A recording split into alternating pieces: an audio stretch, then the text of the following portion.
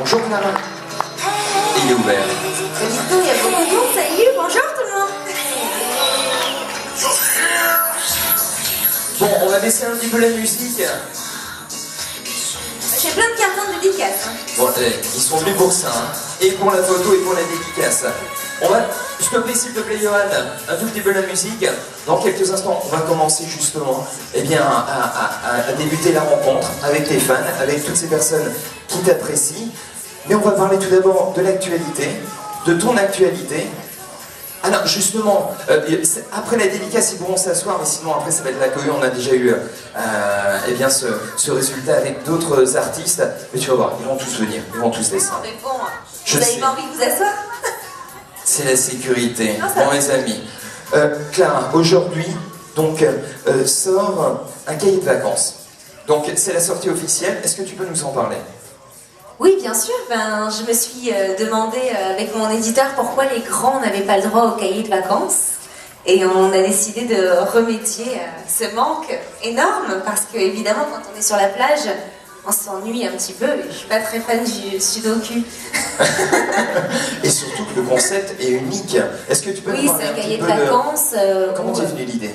Où les adultes peuvent un petit peu réviser le français, les maths, l'histoire de l'art, tout autour évidemment du thème qu'est l'érotisme. Donc c'est une façon assez amusante de remplir les pages d'un cahier de vacances entre amis ou en couple. Et voilà, c'est parce que j'ai un calendrier qui sort depuis maintenant plusieurs années chez mon éditeur. Oui. Et on a comme ça des idées différentes pour pouvoir proposer d'autres choses, des choses amusantes, différentes, étonnantes. Donc un cahier de vacances pour adultes, ça me semblait être un bon pari. Et est-ce que tu peux également nous parler de ce calendrier? Donc je crois, depuis maintenant plusieurs années, on a la chance de découvrir dans ce magnifique objet qui sort tous les ans au mois de septembre. Quelle sera la date exacte? Tu l'as pour le prochain? Le 20. Est-ce que tu peux nous en parler? Alors... chaque année, j'ai la chance de faire des rencontres photographiques avec des grands photographes. Antoine Verglas, Ghislain Yarry, Rankine, des grands photographes internationaux. Et cette année, c'est Ghislain Yarry qui va refaire un calendrier, parce que j'ai déjà travaillé avec lui. Et on avait envie de créer comme des dualités entre les photos. Donc le bien, le mal, le noir, le blanc... Voilà, c'est un calendrier encore conceptuel parce que ce qui est toujours difficile, c'est de proposer quelque chose de différent parce que maintenant ça commence à être le 12e, je crois, calendrier. Donc j'essaie de proposer des choses toujours plus belles, toujours plus étonnantes et divertissantes. Et tu arrives tout le temps. Bravo. J'essaie en tout cas. Ah non, mais ça fonctionne. Alors, actualité débordante, toujours sur Énergie 12, tu vas présenter une nouvelle émission. Alors, on en parlait tout à l'heure avec le public, qui s'intitule Saga, mais c'est une nouvelle version un petit peu de Saga. On l'avait découvert avec Stéphane Bern, et cette fois-ci, ce sont des tableaux d'artistes ou de personnages célèbres. Est-ce que tu peux nous donner quelques noms qui vont intervenir dans ta prochaine émission? Bien sûr. Donc je la co-présenterai avec Stéphane Jobert, avec qui je collabore déjà pour le Grand Bêtisier. Donc pour Énergie 12, c'est de très bons scores parce qu'on fait à peu près 500 000 téléspectateurs à chaque fois. Et comme le duo fonctionne bien, ils nous ont proposé donc la nouvelle version de Saga.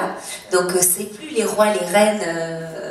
et tout ce qui est châtelain, on a laissé ça à comme à l'époque de Stéphane Bern.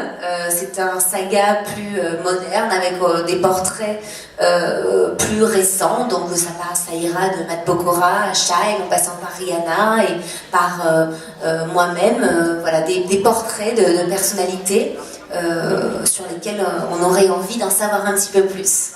Calendrier, télévision et bien sûr musique, avec en prévision un 3e album, plus acoustique cette fois-ci. On t'avait vu avec les 2 premiers, des productions assez à l'anglo-saxonne, à l'américaine, et cette fois-ci, je crois que tu t'es entouré de 17 musiciens, d'un big band, et on va rencontrer des consonances un petit peu plus jazzy. Est-ce qu'on pourrait avoir toujours quelques mots sur ce projet? Parce qu'on grandit, on a des envies différentes. Effectivement, Tous les samedis, je chante en club. J'ai un DJ qui m'accompagne, qui s'appelle Jedi Derko, qui bosse sur Hot Mix Radio, qui est résident. Et donc on a un duo qui fonctionne bien parce que je suis en live et lui est derrière les platines. Et donc c'est vrai que j'ai eu tendance à faire des albums électro jusqu'à aujourd'hui, déjà parce que j'adore cette musique. J'ai grandi avec Manu le Malin, Carl Cox et compagnie, puis une grande fan de Daft Punk, de Justice. Donc c'est vrai que j'ai essayé de faire mes versions plutôt françaises, avec le pari fou d'avoir des rythmes électroniques et des mélodies plutôt aériennes et francophones. Donc ça m'a beaucoup passionnée pendant très longtemps. Mais à chaque fois, je proposais des versions acoustiques parce que c'est vrai que je trouve que quand une mélodie est belle, elle est belle autant sur un rythme endiablé, comme celle du Diablo Corps, par exemple, qui est mon single de mon deuxième album. On a écouté ici. Oui, exactement. Que en version acoustique, évidemment, avec simplement un piano et juste la voix.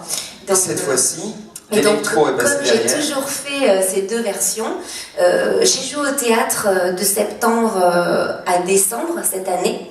Et j'ai eu la chance extraordinaire de rencontrer le pianiste Gérard Daguerre qui a accompagné Barbara, Aznavour et bien d'autres pendant des années.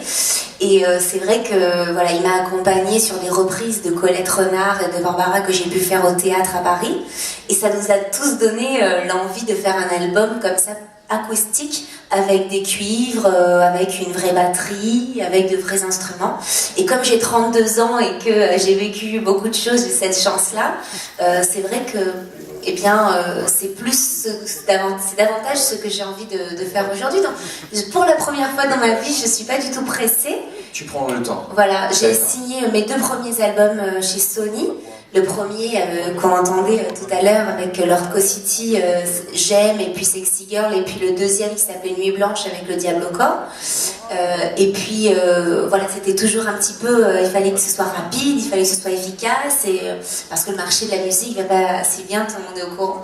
Et là, j'ai de la chance, c'est que je fais un album pour mon propre plaisir. Donc je sais pas s'il y aura 6 titres, 8 titres, 12 titres, j'en sais rien.